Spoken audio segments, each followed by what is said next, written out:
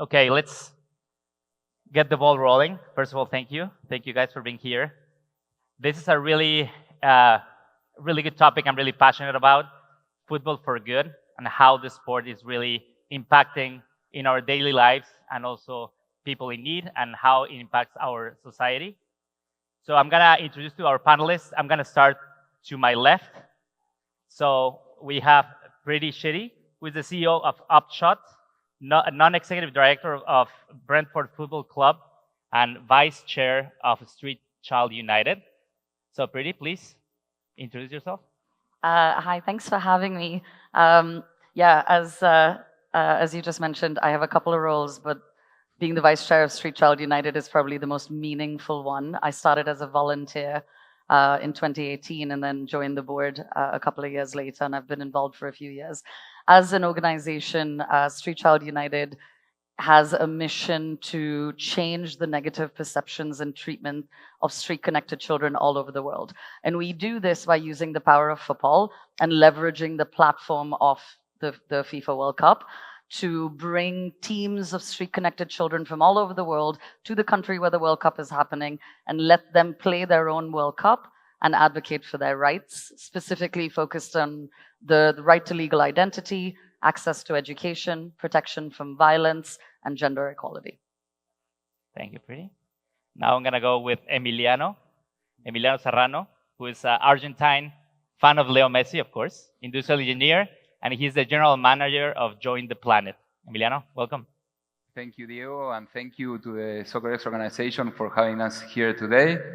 I will be more than happy to talk about Join the Planet and this boot that is nonetheless that Leo Messi's left foot made from recycled material. This fishing net that you can see here has been recovered as discarded material in the ocean, and with that raw material we generate this set of collectibles that generate income, in which a portion of that income gets donated to different NGOs that are working towards the planet conservation. So I'm really excited to be here, and thank you again for the opportunity. Thank you, Emiliano. Thank you for being here. Now I also want to introduce Greg Gormley, co-founder and CEO of SkootEco. So Greg, welcome. Thank you. Thank you very much. Well, great to be here with my fellow panelists. Thank you to SoccerX as well. SkootEco is a platform where we help businesses try and hone in on their ESG goals. And for me, it's not only about environmental, it's very much social impact as well. We created a platform that have in-the-moment solutions that gives the ability for businesses to offer their customers, fans, guests, a way to actually counter their emissions from doing everyday activities with simple eco-donations. And then importantly, we showcase it through a QR code, the impact profile of the business.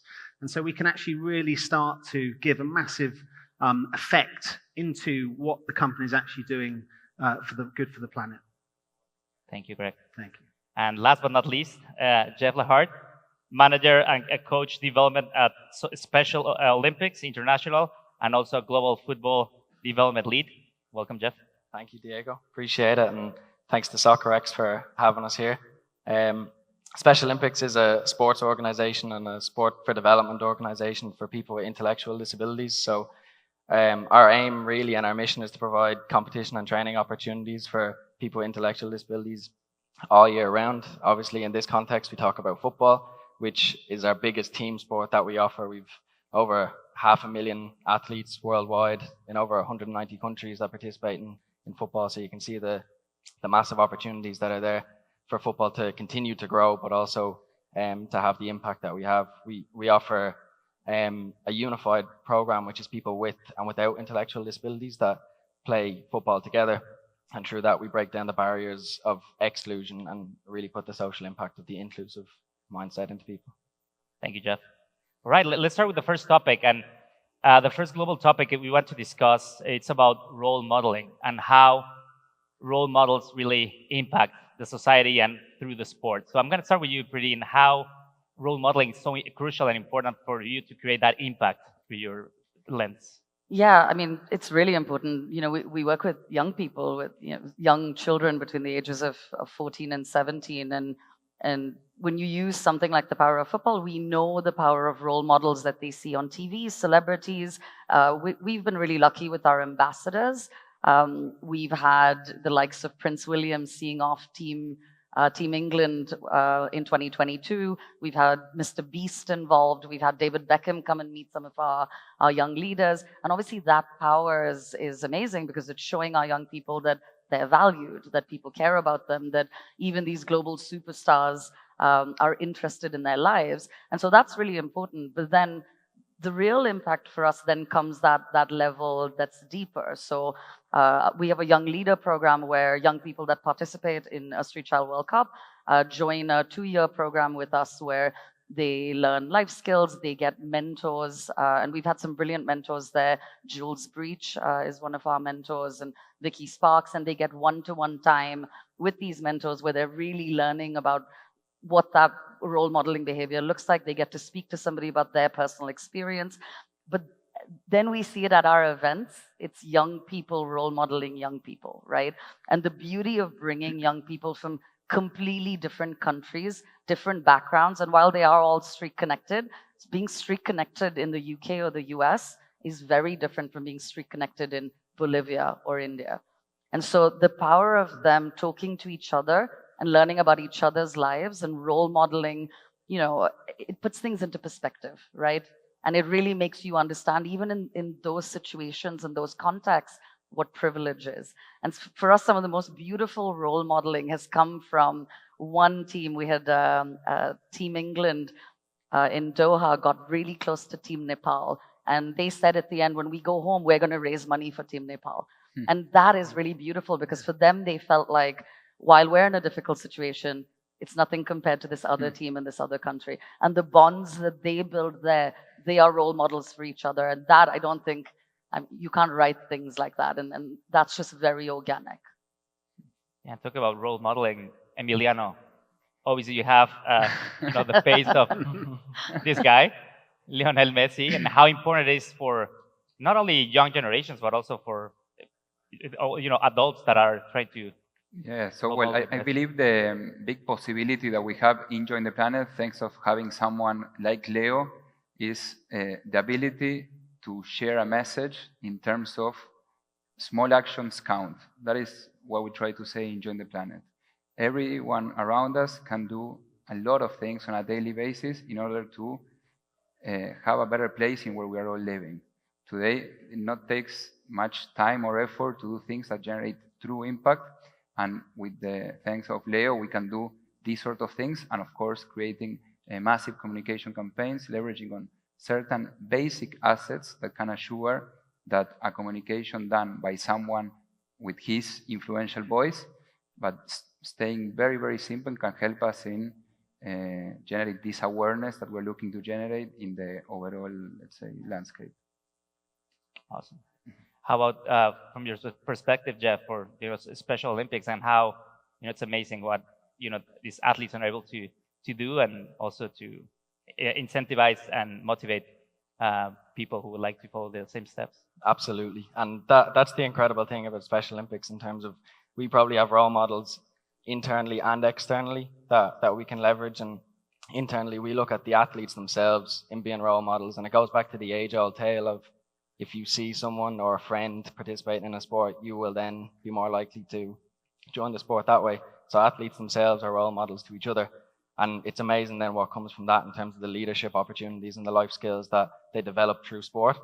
And then you tap into the likes of the coaches who take the time out of their day to engage with the athletes, to really go down to the individualized level of what the athlete needs, how to communicate with them, and how to develop them to the best of their ability on and off the pitch. So it's incredible in terms of the internal opportunities, but then to look at what Emiliano says as well in terms of leveraging people of influence. So the likes of Messi, where we can see on the screen here that during the Copa America this year, all captains from each of the nations wore their captain's armband with "choose to include," and that could have been in Spanish or English depending on what it is.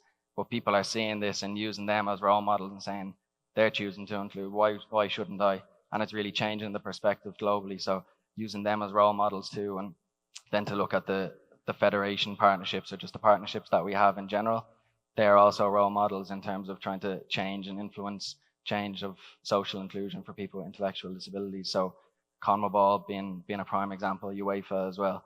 and then obviously the MLS. And we're lucky today to have our Inter Miami Unified team players join us here at the front. So I'd encourage everyone to, when you get a chance, to chat with them all and really listen to the voice of the athletes and the unified partners, and as well as the coach, because it's incredible to hear the stories and the impact that we have here today.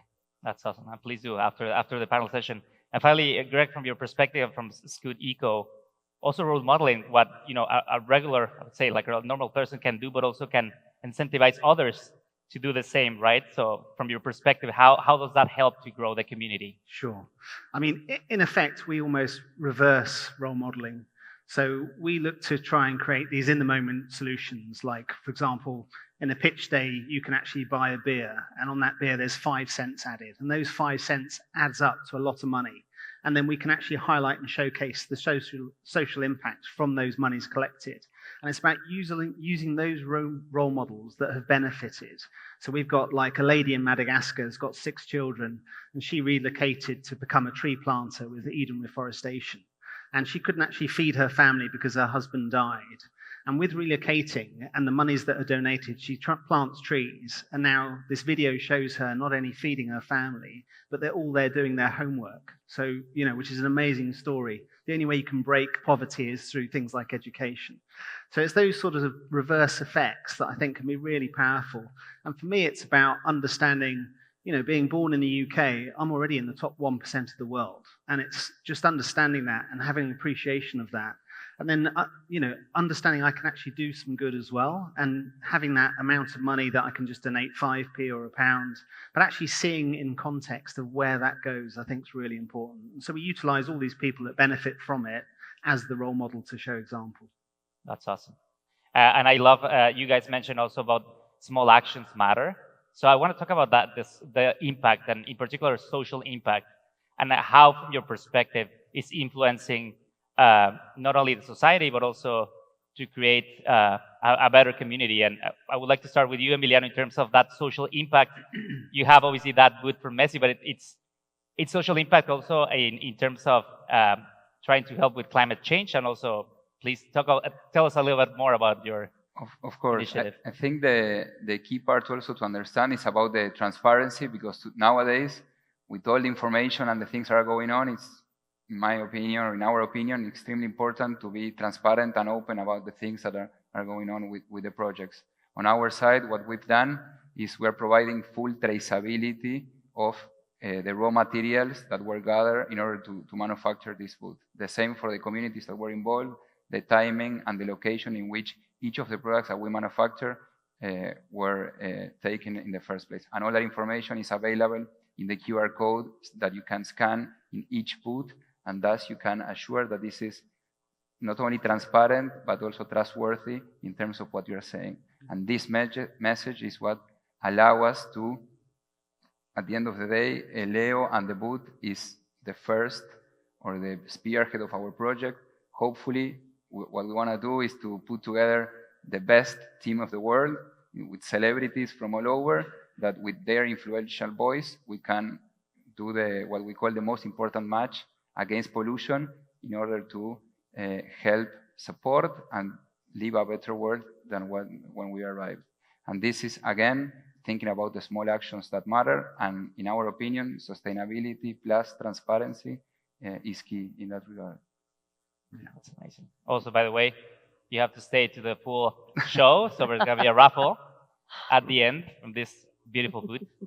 But just to double click pretty on the social impact, and in particular with children, and that's what you do the day to day.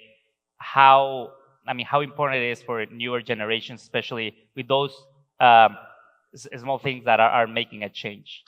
Yeah, we look at this. And impact measurement is what I do for a living, so I really care about this stuff. We look at this in 3 ways, right? The impact on the individuals themselves, the young people that most of whom have never left their cities, their countries, never been on a plane, go to this new place, meet all these new people. It can be incredibly overwhelming, but also one of the best experiences of their lives. And they go and they spend 10 days really playing football, getting to know each other, getting to make new friends, feeling empowered, learning about their rights. And so there is the individual impact. There's then the impact on their communities. They go home and they hopefully become agents for change. And a lot of what we do is supporting them and the NGOs that they work with to have legacy in their own communities. And so they create legacy programs that continue far beyond the event. And that's them saying, hey, I had this experience and, look what I learned and look what we can do together in our communities. Some of these young people then go on, obviously, we have a scholarship program for our young leaders where they go on to higher education, they start businesses, they go back to their community. So we're seeing this sustainable long-term impact. And then there's the impact on society. So policy change. A lot of what we're talking about here is we're advocating for the rights of street-connected children, and that requires governments to get involved, right? And so we've had some incredible impact with some of our teams. Because the eyes of the media, we do a Street Child World Cup normally the month before the World Cup. So the media is already there, the platform is there, and this is a good news story, right? And so our teams that have been to Street Child World Cup, Team Pakistan, when they went back to Pakistan, their government conducted the first ever census of street children. And that's real tangible change. Team Tanzania went back and met their president, and that was incredible for them. In Bolivia, Team Bolivia, they went back and they were able to speak to their government, speak to their Senate, and Bolivia made birth registrations free for the poorest 20% of the country. This is real policy change that's happening because these young people have a voice, have a platform, have the media that is saying, listen to their stories, and they go home and they continue to do brilliant things for years and years to come. And for us, when we look at it, all of those levels of impact matter, right? And for us, it's not saying, hey, we do the event and then sorry. We're also thinking about the capacity of our partner NGOs to continue to do this work, to support many other young people, but also to learn to use the power of sport as a tool for social change. That's amazing. I'm Greg from your perspective, and you already mentioned about those small things matter. And I want you to talk a little bit about climate change and how you guys are driving, by planting trees. And I saw a co-start, maybe we will share some after the session, but actually if you do the QR code with your phone, it plants a tree, right? Yeah. You can tell better. Yeah, sure, no problem. Go for it, Greg. Just following on from what Emiliano said about taking refuse from the sea, the media has a role to play, and I think SkootEco is a little bit about education, helping people understand what's important. The media likes to attack Taylor Swift and her jet. And it's like, yes, that does have a carbon footprint. However, she buys carbon credits. She also brings huge amounts of wealth into the countries she's playing in. But they don't like to talk about things like the Great Pacific Garbage Patch. This is off the west coast of America. It's a patch of sea where all the seas collide and actually collect plastic together. Now, this is now twice the size of Texas, which is 3 times the size of France for any Europeans, which is absolutely vast. And the cleanup program to actually remove this plastic from the oceans will cost billions. No government wants to touch it because it's international waters.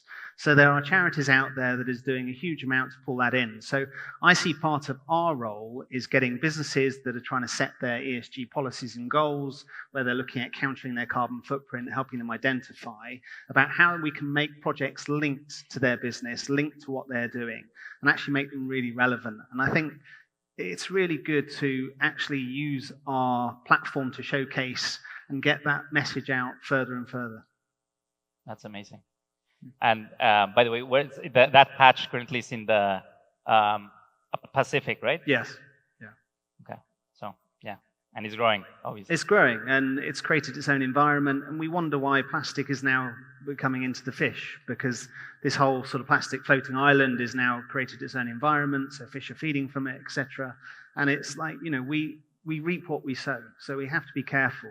And it's about time we took responsibility for it and owned up for it. And this is why I'm saying about your actions, everyday actions. I'm not telling people not to fly and not to do this. All I'm saying to people is be aware of what that impact and footprint is and do something about it. And we give really simple products to enable that for businesses.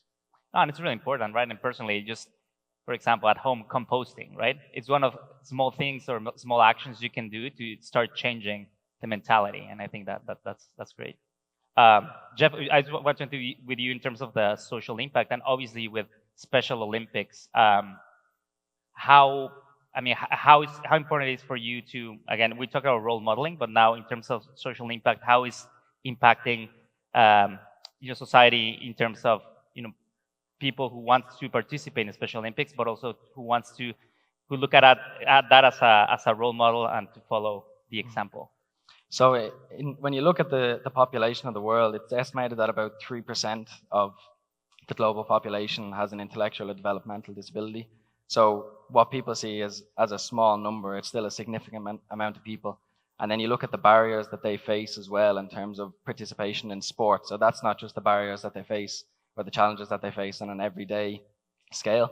So the most common barrier that they face is the feeling of exclusion, so that they're not going to be accepted, and that maybe they're not going to be welcomed into an environment. So when we look at that from a social responsibility side of things, we look at the actions that we can make, and I think everyone's mentioned it's the small pieces that you can do. And when you look at elements like education of people who are not within the sport, but also education of coaches, education of unified partners, when you take our unified model of people without intellectual disabilities where they participate together, that breaks down the barriers. So the challenges that people with intellectual disabilities face on an everyday level are forgotten when they get to the sports field. So those challenges of feeling excluded or feeling disregarded, when they get to the sports field, everyone is equal, and it's the same expectations of you must show up, you must train hard, you must compete. And I think they're massive changes. Well, they're only small pieces that people can do.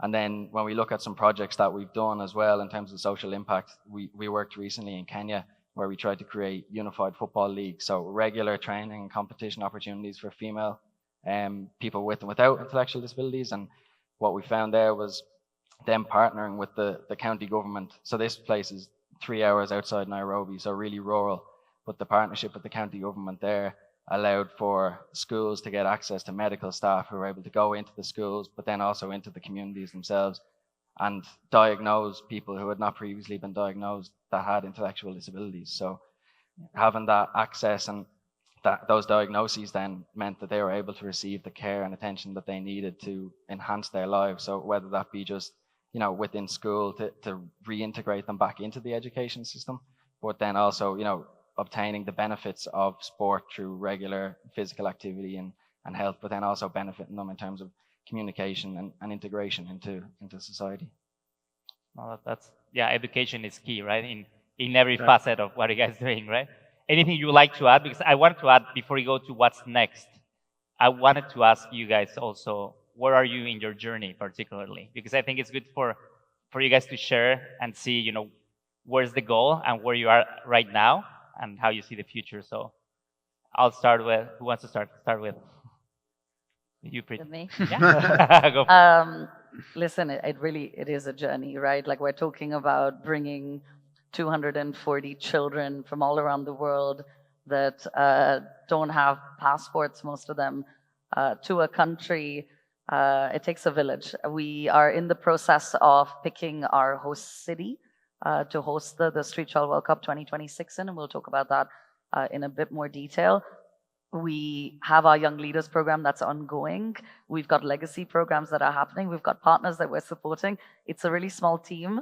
Some of them are here and they work incredibly hard. It's really easy for me to sit here as a board member. I don't do the work day to day. I get all the credit. And it's super easy for me to sit here and say, yeah, listen, we have all this impact. It's fantastic. It's really hard. And we're constantly looking for the next opportunity. We're juggling a lot of things. And I think that's why platforms like this are so useful, because each time we go to a new country, we have to start from scratch. We have to find partners from scratch. We don't know the local landscape. And that's why, for those of you that are in the room, that you're part of a host city committee, or you work for a brand, or you work for your local infrastructure organization, come talk to us, because this is the time where it's really useful for someone to say, hey, I know a hotel chain where you can house 500 people safely. Or I know a bus company where you can do logistics. Or I know somebody at the State Department that will help you get visas. So there's loads to think about, in our journey as we get closer is going to get more and more busy. And we can use all the help we can get. So yeah, please do come talk to us. We have a booth 319, and we're here tomorrow as well. But it really does take more than a small team to create global impact at this scale. So yeah, excited for any support we can get. How about you, Emiliano?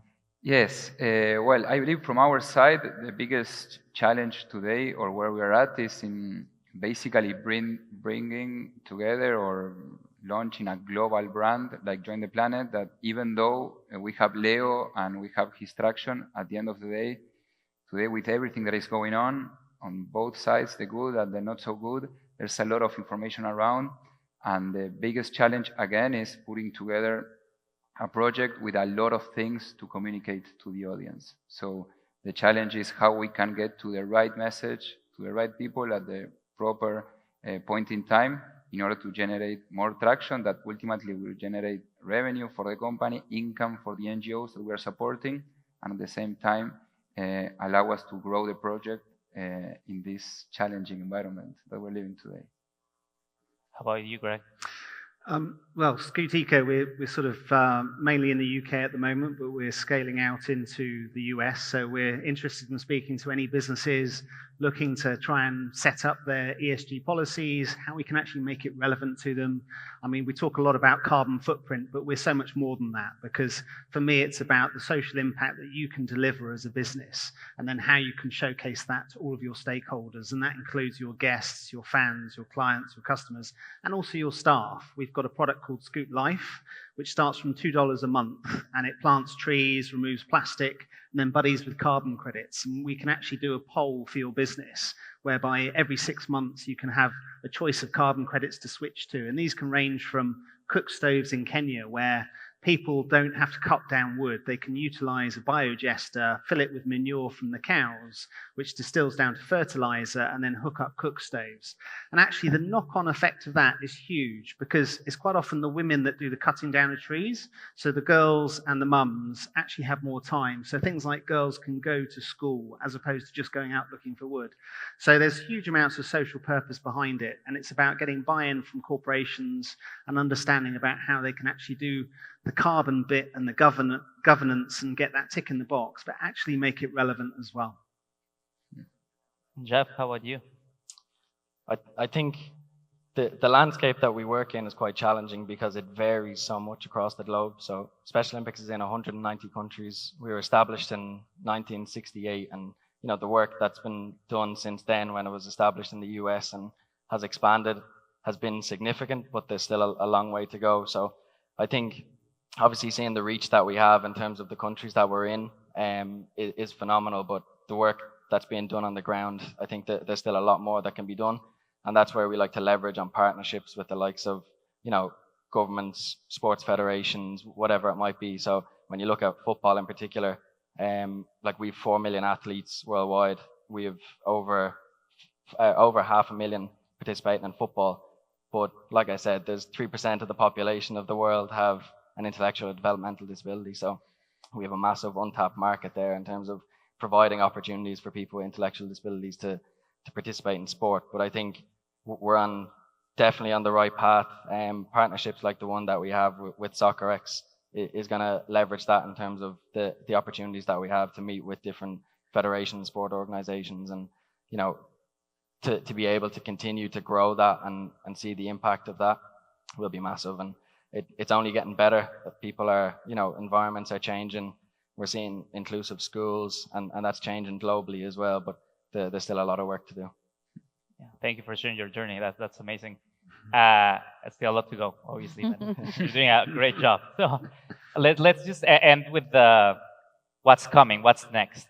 And obviously, we have the World Cup 2026 coming to Miami, obviously. But I wanted to ask, in terms of how that global event, are you guys preparing for it, and how it's going to shape also your strategy towards 2026? So, Preeti, I'll start with you again. Yeah, obviously for us, this is a major moment. It's our next Street Child World Cup.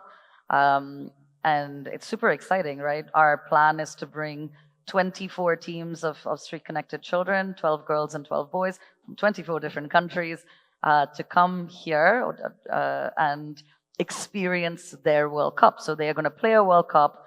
We have a festival of arts where they get to express themselves. We do congress sessions where they amplify their voices, they advocate for their rights, and hopefully have an incredible experience with all of the eyes of the media on them. Something we're really excited about is our campaign that we started in Doha at the last Street Child World Cup. It's called 1,000,001, and what we're hoping to do is get 1,000,001 birth registrations around the world, because obviously that's one of the areas that our young people are advocating for. But we're also looking to then get 1,001 higher education scholarships and 101 young leaders. And these are some big numbers, right? And so for us, leveraging the power of the FIFA World Cup in 2026 kickstarts all of this for us. As I said earlier, we are looking for our city to host it in. And so, if any of you want to host the Street Child World Cup or even want to do a smaller legacy event with some of our young people, we're super open to that. It takes place in May 26. And so for us, this is a big moment. And this is the moment where we've been working behind the scenes, but we really get to provide this platform for all of our young people to represent their countries. It's something they're super proud of, to bring their flags and to put on their country shirt. It's an incredible moment that most young people don't get to do, much less these young people. And so, it's giving them this platform to represent their countries, to have some dignity, to feel like they're somebody. And that's an incredibly powerful thing. And so for us, what's coming next is Street Child World Cup 2026. And we'd love as many of you to be part of it as possible. That's awesome. So you guys heard that, okay? Emiliano, how about you? What's the well, I think it's for me it's in different layers, because on the one side, only today I've met so many people doing interesting projects towards sustainability, environmental protection, social impact, like Sandy with projects like Refugees Sports Network or Cesar with football tech. I mean, we have been seeing we have had today many conversations with different projects with a lot of effort being put. And I believe the key part in the coming years that will be key is the possibility of somehow gathering all that strength or all those efforts and work towards a common goal, which is bring awareness to the audience in that little actions matter. That would be, for me, the key message to be able to send for us Join the Planet, and leveraging again on stars like Leo and the ones that will come next.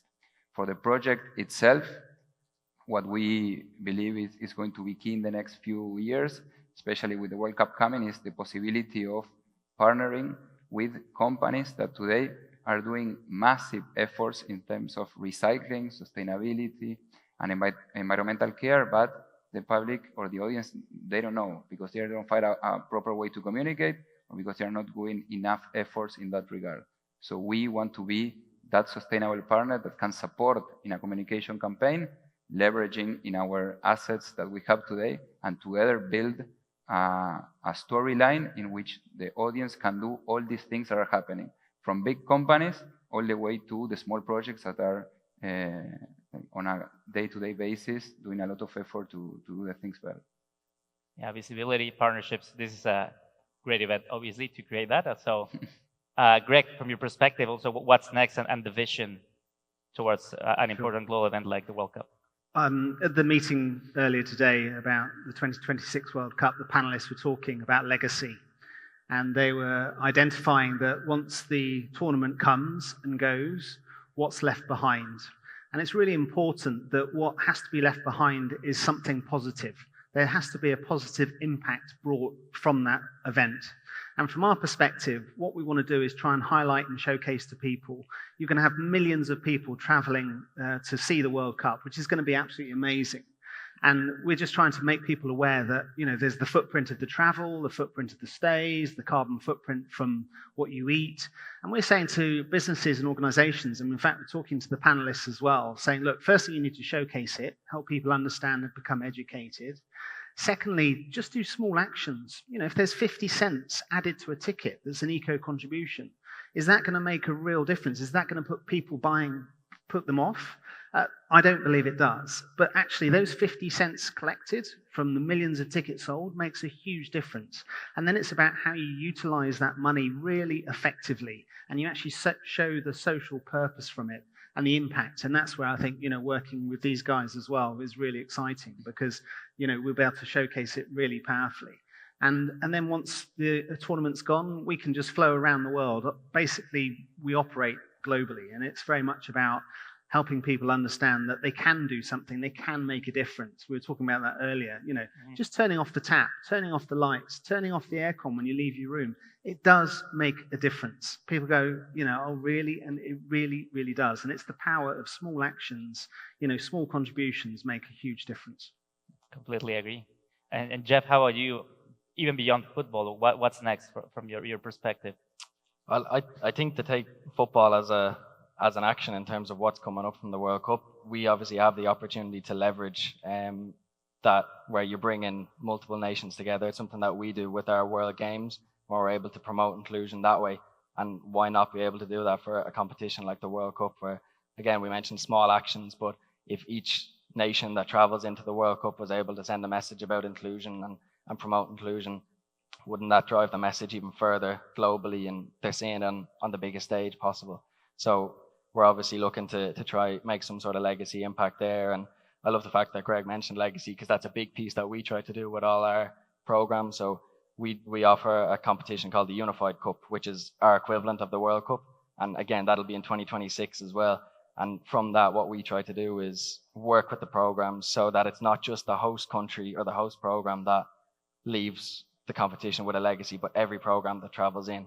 And we try to impact that then at a local level, where we see the sport development pieces where they're working with their federations, and you're seeing the impact then at a grassroots level. So really, we want to be able to leverage competitions like the World Cup to be able to showcase inclusion and promote inclusion, and then use that as well as examples that can be taken and put into our competitions and really drive that forward. 100%.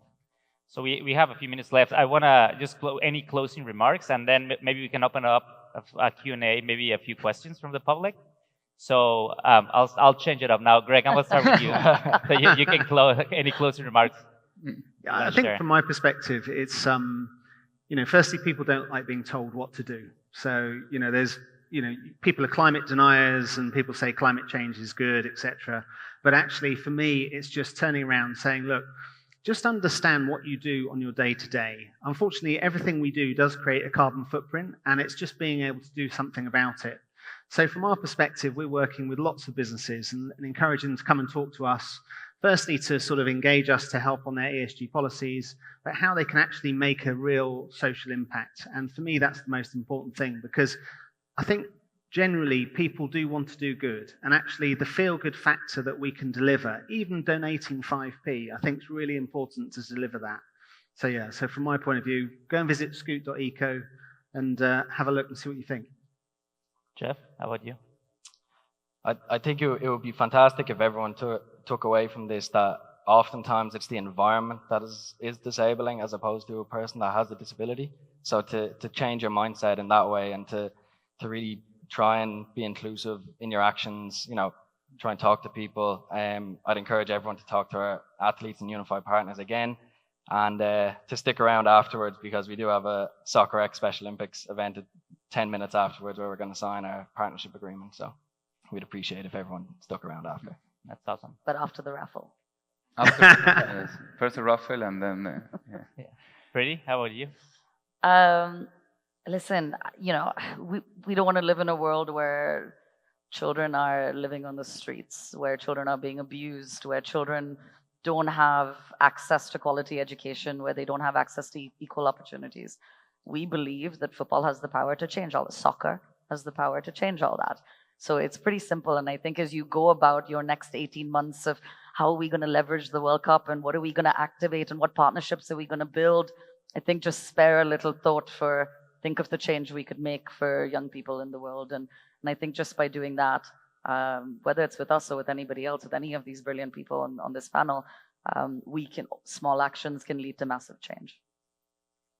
Emiliano? Yeah. To be honest, I want to say go to jointheplanet.earth and buy the boot, but I think it's not not for the right time. But no, I mean, besides the fact of the we're promoting our first product here in SoccerX, I believe that at the end of the day, what we were saying here, that small actions matter, is what we all need to feel it really inside, because there are things going on crazy, like the patch in the middle of the Pacific, and people say, okay, how can I do, what do I have to do, what's going on in the middle of the ocean? Probably not so much, but at the same time, all of the things that we do on a daily basis really have an impact. And this is a symbol, and this is the icon of what the trash, by regenerating or recycling with different programs that are going worldwide, not only Join the Planet, but lots and lots of programs, can generate in terms of an impact. And that positive impact has a message, very profound. And if you put together sustainability, transparency, traceability, all those values add together to a very profound and deep project, that all that we intend is to generate awareness that very small actions really matter on a daily basis when you add all together. Well, thank you for sharing your passion, your insights, and what you're doing to change the world for a better place. We have a few minutes for a couple questions from the audience, so please raise your hand and you can ask to the panelists who would like. 14 to 17. So yeah, and we've got boys and girls. Any other questions? Have room for one more. Yeah.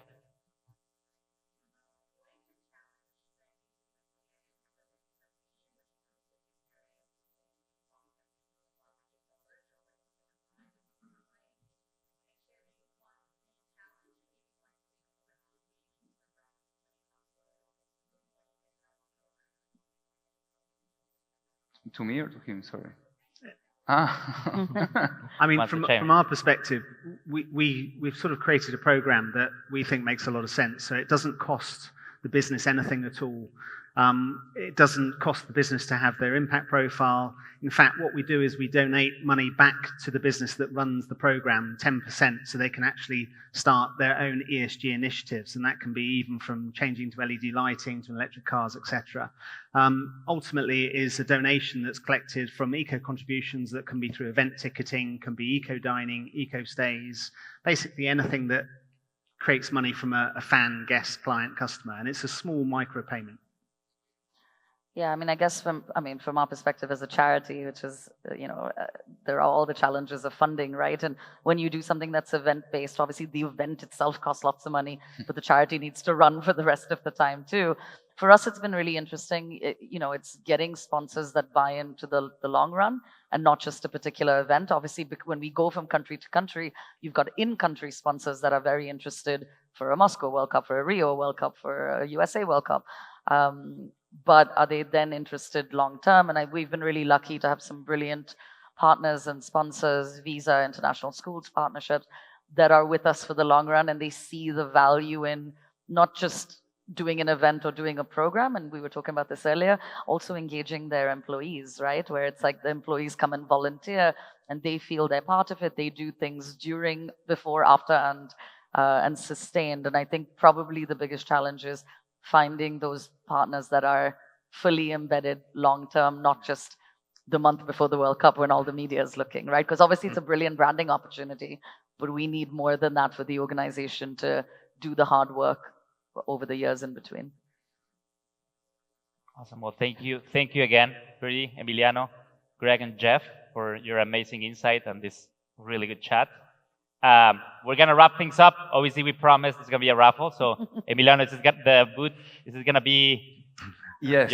We have a special treat for today's participants. So the raffle will go like this: somewhere in the room, below the seat, below your seat, there's a Willy Wonka's golden ticket. This is Join the Planet's sustainable so check ticket. The ones next to you if they're empty. Check the ones next to you, because below the seat, there's one chair. I don't know which one it is, to be honest. Oh, you don't know which one it is? Everybody search for it. It has, hey! Come so we can. Look at that. Mm. Fantastic. Hey, round of applause. Congratulations. What's your name? What's your name? Leon? Well, Leon, this is the golden ticket. This is Leo Messi's collectible boot. You will take with the box as well. Do you want the fishing net or no? No. You can take the boot. This is a gift from Join the Planet. From all of us that thank you for Diego and the team to letting me do this today. So feel free. That's great. Thank you. Un gusto. Thank you. Well, thank you. A big round of applause to our panelists, please. Thank you so much for attending this great session. Thank you. I love it.